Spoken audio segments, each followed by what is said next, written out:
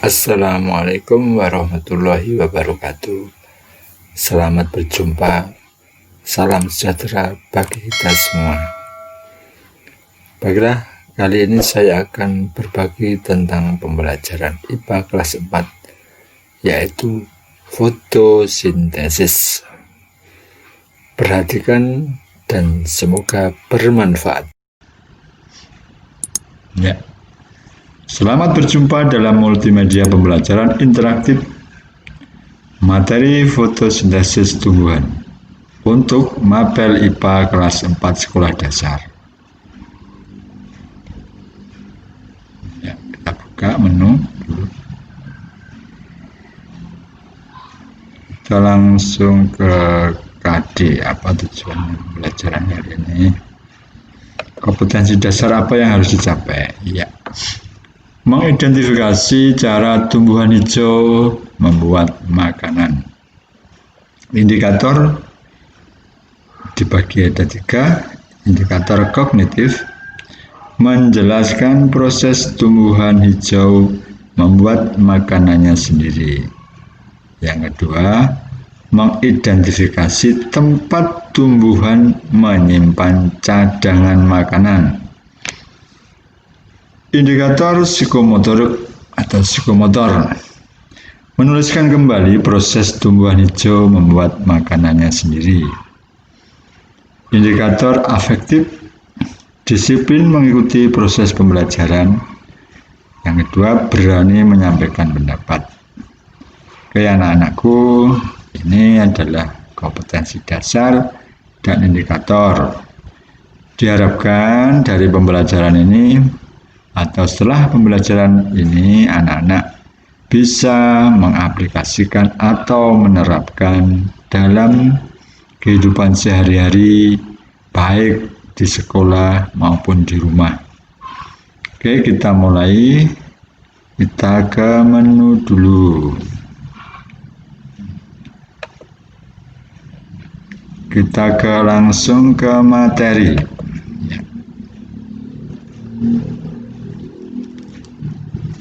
Materi pembelajaran atau materi pelajaran. Apa fotosintesis itu? Fotosintesis adalah proses pembuatan makanan pada tumbuhan. Oke, sudah jelas. Sekarang, apakah tumbuhan itu juga membutuhkan bahan-bahan untuk memasak makanan? Sama sebetulnya seperti manusia. Kalau ibu mau memasak makanan juga dibutuhkan bahan-bahannya. Bahan apa saja sekarang yang dibutuhkan dalam proses fotosintesis itu? Ya, anak-anak, bahan yang dibutuhkan dalam proses fotosintesis yaitu 1. Air. 2. Karbon dioksida. 3. Cahaya matahari. Yang keempat adalah klorofil. Nah, anak-anak perlu ketahui bahwa selain cahaya matahari, apakah bisa untuk proses fotosintesis? Bisa, dan dapat untuk proses fotosintesis. Tetapi pada kalanya untuk kalian bahwa proses fotosintesis yaitu dengan menggunakan bantuan cahaya matahari. Berarti di sini berlangsungnya hanya pada siang hari. Begitu anak-anak, kita lanjutkan lagi. Kita ke menu.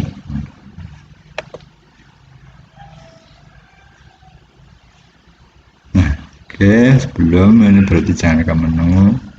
Nah, ini. Coba anak-anak perhatikan pada tampilan berikut. Setelah bahan-bahan sudah terkumpul, ya anak-anak coba lihat pada gambar sebelah kiri. Nah, tadi bahan yang diperlukan apa anak-anak? Air, ya. Air dari mana? Air dari dalam tanah. Kok bisa Pak ya? Bisa karena tumbuhan mempunyai akar yang bisa menembus ke tanah. Dan di sana akar yang mengangkut air ke dalam tumbuhan melewati batang dan cabang, bahkan ranting tumbuhan sehingga sampai ke daun. Terus apa fungsi? Terus karbon dioksida didapat dari mana? Karbon dioksida didapat atau tumbuhan mendapatkan karbon dioksida dari proses bernapasnya, yaitu hewan dan manusia. Nah, karena apa? Pada proses pernapasan hewan dan manusia, hewan mengeluarkan karbon dioksida dan menghirup oksigen. Begitu juga manusia. Manusia dalam proses pernapasan juga mengeluarkan karbon dioksida karena tidak diperlukan oleh tubuh. Dikeluarkan dan manusia menghirup oksigen. Dari mana oksigen itu? Juga dari tumbuhan. Maka di sini akan terjadi yaitu namanya hubungan saling menguntungkan dan tidak merugikan. Apa itu maksudnya? Yaitu kalau dalam pelajaran yang lain hubungan mutualis. Ya. Terus anak-anak tadi bahan yang diperlukan lagi yaitu klorofil. Nah, yaitu di daun, terdapatnya di daun. Nanti setelah pembelajaran kali ini mungkin anak-anak bisa keluar kelas untuk mana Pak yang klorofil. Nah, bisa tanya sama Bu Guru atau Pak Guru yang mengajar kalian.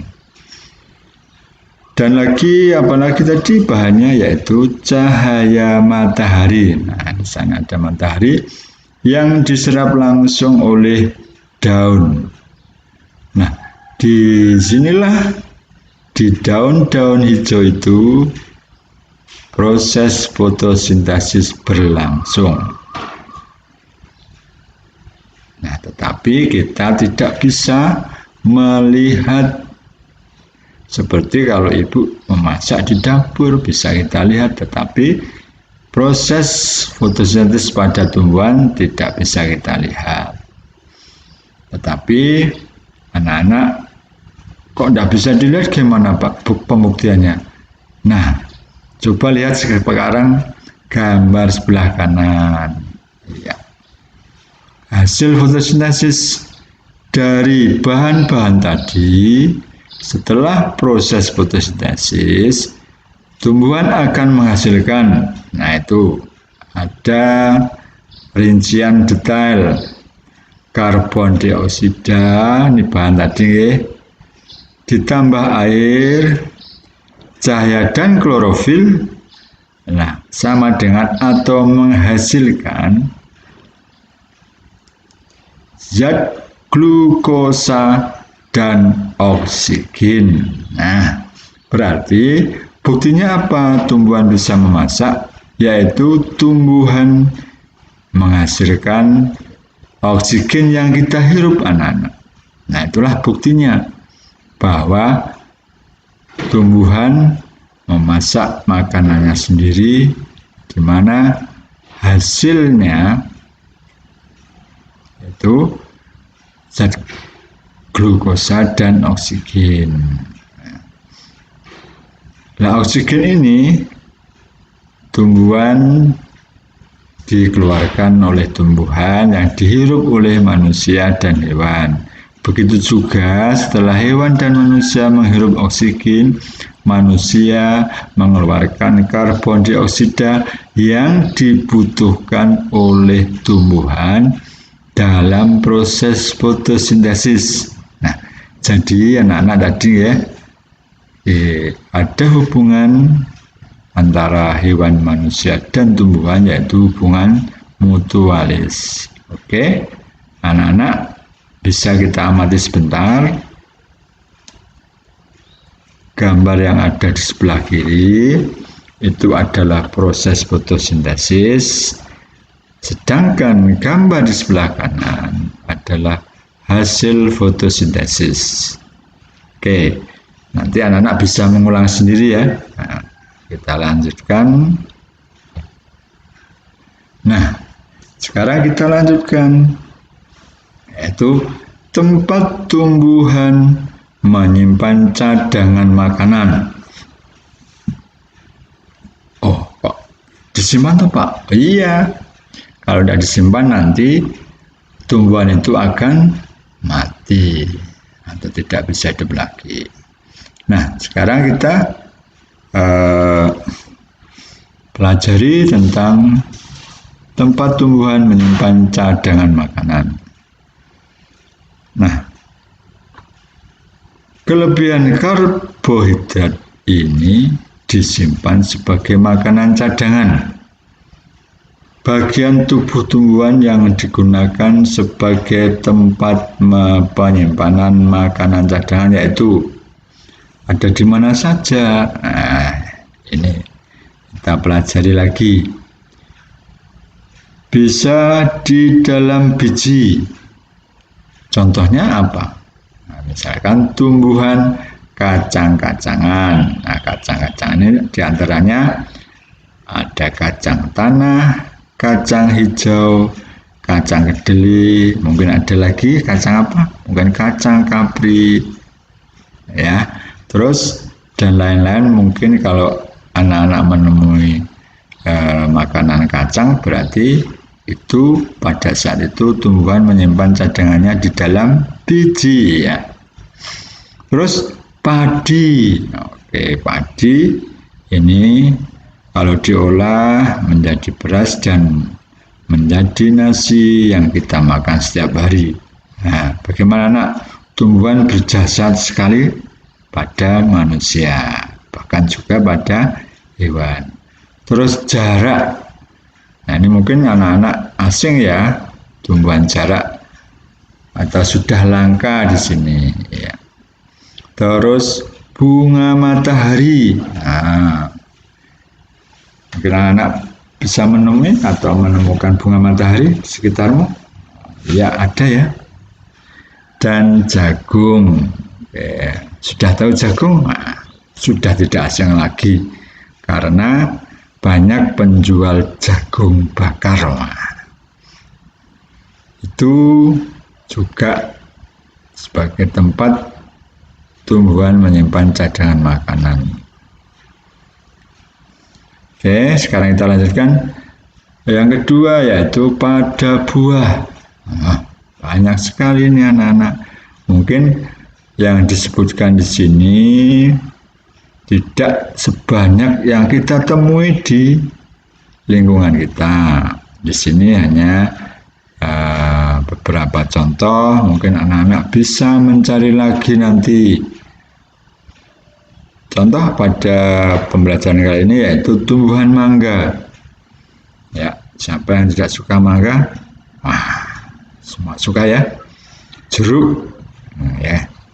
Terus pisang, apel, semangka, durian. Siapa yang tidak suka durian? Nah, semua suka durian.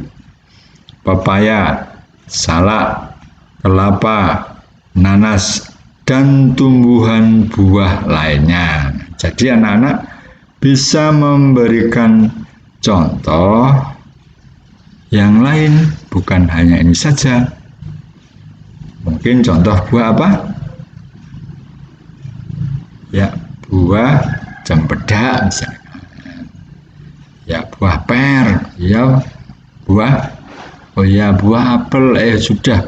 Buah manggis. Oke, nggak apa-apa. Ini sebagai contoh di sini ya. Terus yang ketiga, umbi. Misalnya tumbuhan ubi kayu atau singkong. Itu yang ubi yang dicabut ada batangnya itu, ya, yang daunnya menjari. Terus ubi jalar ini ubi yang menjalar daunnya. Terus kentang dan wortel. Oke, masih ada lagi? Ya, nanti dicari sendiri contoh yang lain. Pada beberapa kondisi, tumbuhan menggunakan cadangan makanannya yang disimpannya. Misalnya, cadangan makanan di biji digunakan untuk pertumbuhan-tumbuhan baru. Contoh, anak-anak sehabis makan mangga, yang muncul apanya itu ya setelah daging mangga dimakan? Oh ya, kalau di Jawa itu namanya pelok. Ya, biji mangga namanya pelok. Atau biji mangga gitu ya. Terus untuk ini pertumbuhan-tumbuhan baru, biji mangga tadi kalau kita kita tempatkan pada tanah yang lembab atau subur, maka dia akan tumbuh menjadi tumbuhan mangga yang baru. Nah, itulah cadangan makanan untuk pertumbuhan ini anak-anak. Nah, iya, berarti tumbuhan mangga itu sudah mempersiapkan cadangan makanannya ini untuk pertumbuhan mangga yang baru. Nah, oke, anak-anak ya. Kita lanjutkan. Dan banyak lagi nih bagian tubuh tumbuhan yang dipergunakan sebagai sumber makanan. Sumber makanan contoh yang kamu makan setiap hari. Contoh, satu umbi. Umbi adalah bagian tumbuhan yang mengembung karena menyimpan cadangan makanan cadangan.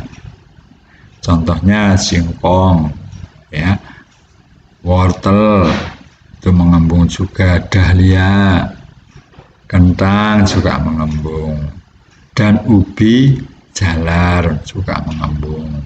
Ya. Itu berarti, dan umbi ini bisa dimakan oleh manusia. Contoh singkong, waduh enak nih singkong. Apa ini? Digoreng juga enak, dimasak juga enak. Ya, wortel ini bagus untuk kesehatan mata. Oke, kita lanjutkan. 2 di batang. Contoh, batang tumbuhan tebu, sagu, dan bambu muda merupakan sumber makanan. Sagu dapat digunakan sebagai sumber makanan pokok. Ini biasanya kalau di Indonesia di daerah bagian timur, contoh di Papua, di Sulawesi, sana. Ini bisa untuk sumber makanan pokok. Kalau di Jawa biasanya sumber makanan pokoknya adalah padi. Tebu, anak-anak sudah pernah makan tebu, batang tebu? Nah, itulah contoh tumbuh-tumbuhan yang digunakan sebagai sumber makanan. Tebu bisa diolah menjadi gula. Ya. Terus kita lanjutkan. Yang ketiga, daun. Misalnya daun pepaya, daun singkong, kangkung, sawi, kacang panjang, dan selada. Aduh, ini adalah daun tumbuhan yang bisa dimakan manusia. Apakah selain ini tidak bisa, Pak? Masih banyak lagi yang lainnya. Terus yang keempat, bunga. Misalnya bunga turi, bunga pepaya, kembang kol, dan bunga pisang. Ya. Tahu bunga pisang? Oh iya, itu memang. Atau kalau dalam bahasa Jawa ini disebut apa itu ya? Kayak nanti lain saja. Ya itu juga enak untuk dimakan bunga pisang. Biasanya sebagai gudangan. Ya, oke. Baik anak-anak, kita lanjutkan lagi. Yang kelima, buah.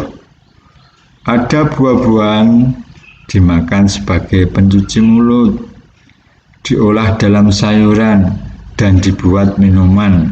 Nah, mungkin anak-anak pernah membuat minuman jus mangga. Nah, itulah salah satunya. Buah-buahan dibuat menjadi minuman atau yang lain. Ya, masih banyak ya. Oke, kita lanjutkan. Yang keenam, biji. Biji kacang-kacangan, padi, jagung, dan gandum. Nah, kalau padi, sering orang Indonesia pada umumnya padi yang diolah menjadi beras ini menjadi makanan pokok. Selain apa tadi anak-anak? Iya, sagu. Ya. Baik anak-anak, kita lanjutkan. Apa ini terusnya? Oh, oke anak-anak. Pelajaran kali ini saya kira sudah cukup. Anak-anak mungkin bisa bermanfaat bagi kalian. Tetapi ada satu lagi nih. Ada pertanyaan dari Pak Guru. Oke, kita lanjutkan ke evaluasi. Ya, kita buka dulu filenya.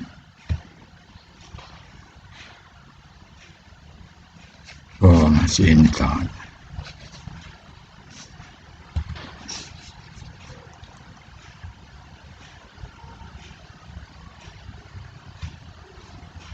Ya. Evaluasi. Oke, siapa anak-anak? Ini yang kita pelajari tadi untuk latihan anak-anak di rumah. Boleh kalian nanti kirim balasan. Pak, ini saya sudah mengerjakan. Saya dikoreksi, nggak apa-apa, boleh. Nanti dikirim di kolom komentar. Oke, pertanyaan yang pertama saja ya, langsung ya. Oke. Iya. Kita play. Oke. Pilihlah jawaban A, B, C, dan D yang benar pada pertanyaan berikut. 1. Salah satu bahan dalam proses fotosintesis adalah A. Karbon dioksida, B. Karbohidrat, C. Oksigen, D. Zat gula. Oke, nanti dicari jawabannya di rumah saja. 2. Bahan lain yang dibutuhkan dalam proses fotosintesis adalah A. Karbohidrat, B. Air, C. Oksigen, D. Zat gula. Pertanyaan yang ketiga, zat yang dihasilkan dalam proses fotosintesis adalah A. Oksigen, B. Air, C. Karbon dioksida, D. Sinar matahari. Pertanyaan yang keempat, zat lain yang dihasilkan dalam proses fotosintesis adalah A. Karbon dioksida, B. Air, C. Klorofil, D. Zat gula. Pertanyaan yang kelima, tumbuhan kacang-kacangan menyimpan cadangan makanan di dalam titik-titik. A. Batang, B. Umbi, C. Biji, D. Daun. Nah, tentunya saya tahu ini. 6. Tumbuhan mangga, jeruk, pisang, apel, semangka, durian, pepaya, salak, kelapa, nanas menyimpan cadangan makanan pada titik-titik. A. Batang, B. Umbi, C. Biji, D. Buah. Pertanyaan ketujuh, tumbuhan ubi jalar, kentang, dan wortel menyimpan cadangan makanannya pada A. Batang, B. Umbi, C. Biji, D. Daun. Pertanyaan ke-8. Tumbuh-tumbuhan tebu, sagu, dan bambu muda menyimpan cadangan makanan pada titik-titik. A. Batang, B. Umbi, C. Biji, D. Daun.